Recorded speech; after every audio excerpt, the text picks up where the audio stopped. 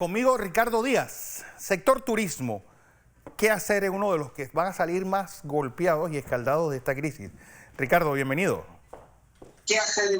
Buenos días, Fernando. Un placer estar en su programa, pero somos de transporte colegial, no turismo.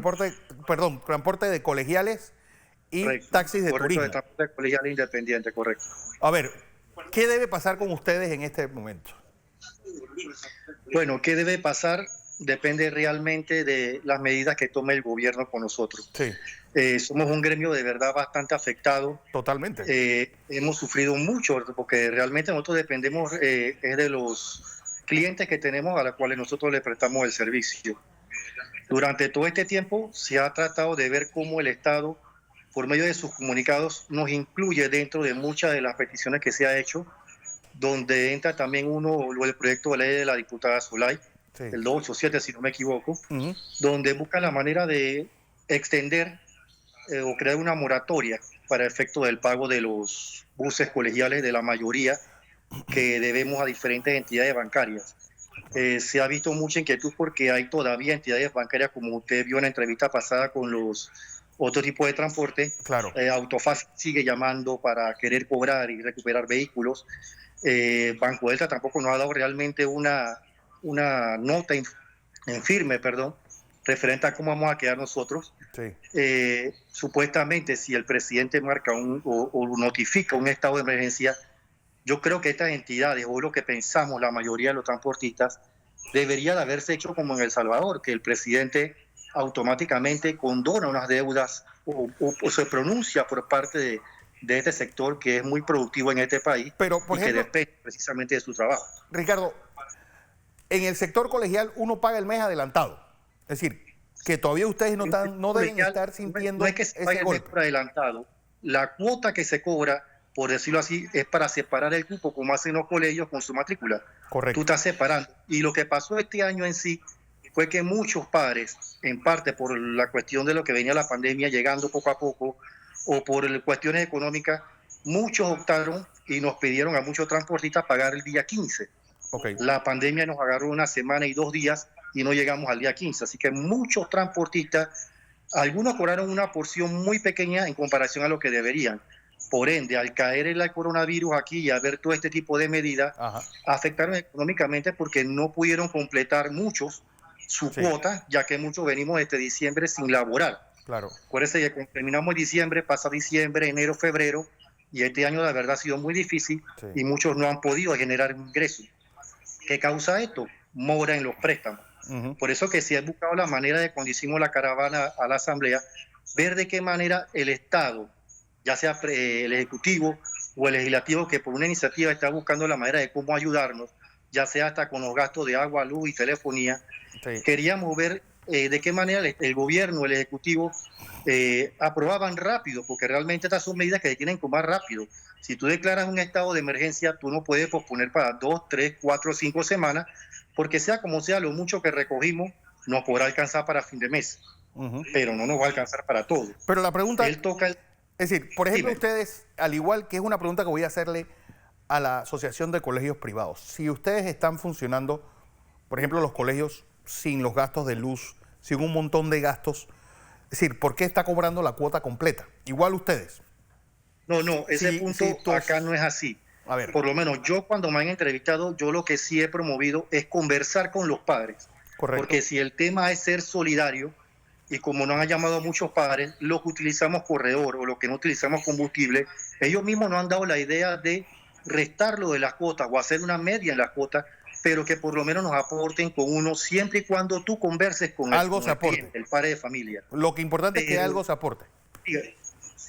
Por ejemplo, ¿cuánto puede ser? ¿Cuánto sería justo del 100%? ¿Cuánto tú crees que se debería un padre? Muchos se han hecho descuentos de entre el 20 y 30%, dependiendo de lo que tú puedas hablar con el padre de familia. Porque tocar el tema de los colegios tampoco estoy de acuerdo. Claro. Si es verdad que los colegios están mandando módulos que realmente no enseñan a nuestros hijos, porque ahora mismo los educadores somos los padres de familia. No, nosotros somos los que agarramos los módulos. Yo no solamente, Ricardo, te lo estoy diciendo por los módulos, sino que, bueno, vamos a decir que los módulos son efectivos, pero el colegio tiene un montón de gastos que no tiene cuando están los muchachos ahí. El gasto de electricidad, que en los colegios privados es altísimo, no se está usando. Es correcto, pero ellos no lo están usando. Sin embargo, a ellos no le están mediando o no están haciendo algún tipo de arreglo para pagar un poquito menos. Los colegios están pidiendo su cuota completa. Y es lo que yo le digo a donde está mi hijo. ¿Cómo yo te pago la cuota completa si personalmente yo no estoy laborando? Claro. ¿Cómo yo en el mes de abril te voy a pagar una mensualidad si el que realmente está haciendo los trabajos con el muchacho somos nosotros? Entonces es algo bastante delicado que hay que ver. Sin embargo, no se pronuncia referente a eso. Aparte, recuerde que también los colegios cobran una inscripción bastante alta. Correcto. Que eso la tienen ellos también ahí. Pero es un tema aparte. Lo de nosotros referente al transporte, yo considero que se debe de conversar con el padre de familia, se debe de llegar a un acuerdo porque la solidaridad es eso. Correcto. Ver cómo yo ayudo al padre, pero el padre tiene que ser consciente que también, si nosotros dependemos de ellos, apoyarnos también, porque eso entra dentro de todo este tipo de medidas que se llama solidaridad. Lo considero Ahora, queremos también el asunto de los bonos que habló el gobierno ayer, porque de verdad la conferencia que dijo el presidente alteró mucho a los compañeros, porque la información que da le falta más detalle, le falta más tema referente a lo que él está hablando del bono solidario. Si tú lo vas a mencionar, tú debes de tener una idea de cómo lo vas a poner en práctica. Es que no solamente eso, sino no se dijo. La relación de ustedes es decir, la relación sobre todo de los independientes con los bancos. Yo creo que eso es algo que tiene que estar claro. Más que exactamente solamente ir a donde el banco y decirle que no eres trabajador. Bueno, tú vas al banco porque tú tienes un préstamo garantizado porque tenemos un certificado de operación. Correcto. El problema en sí está en que como no se ha pronunciado en directo y en firme, por escrito, porque la superintendencia de banco tampoco colaboró con nosotros. Todo esto viene también a lo que dijo el de la Codeco, el director de la Codeco, creo que Jorge Quintana, donde él decía que no le pagáramos a los transportistas porque no prestamos el servicio, pero yo le digo a él, nosotros quisimos que aquí viniera una pandemia, no lo quisimos. Claro. Nosotros estamos prestando el servicio como debería de ser, empezando el año lectivo. Mal que bien sería decirle a los papás que no nos paguen, en vez de decirle, conversen con sus transportistas, busquen la manera de poder tener algún tipo de ingreso y que les ayuden ellos económicamente, pero no decir tajantemente, no le paguen a los transportistas porque no están trabajando, porque no es una culpa de nosotros. Claro, es verdad. Es una situación que vino y que lamentablemente tenemos que también nosotros saber llevar. Pero todo es la comunicación que debe de haber, tanto en el Estado, tanto en asamblea, como con los padres de familia y las otras autoridades, para que uno pueda llevar lo más tranquilamente posible esta pandemia, porque económicamente para nosotros es muy difícil. El estrés de estar encerrado en casa, como dijiste antes, la rutina cotidiana, el estrés de saber que los bancos te siguen llamando para quitarte los carros. O sea, eso es algo que la verdad nosotros no entendemos cuando el Estado marca un punto de emergencia nacional. Tú no deberías pensar en eso. Entonces, queremos hacerle la voz, tanto en asamblea, que por favor colaboren y sean solidarios, como dice el mismo presidente.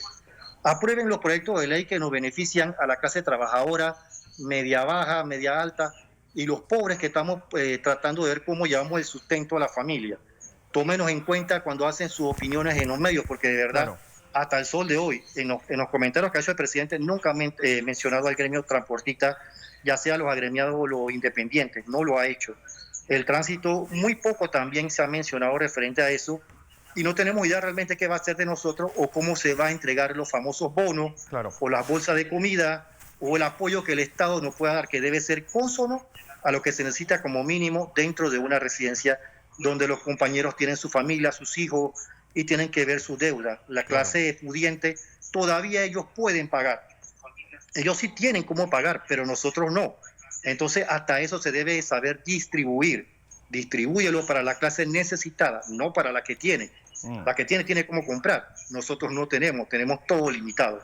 Así que se hace ese llamado al gobierno, a la asamblea, que dejemos un poco la politiquería.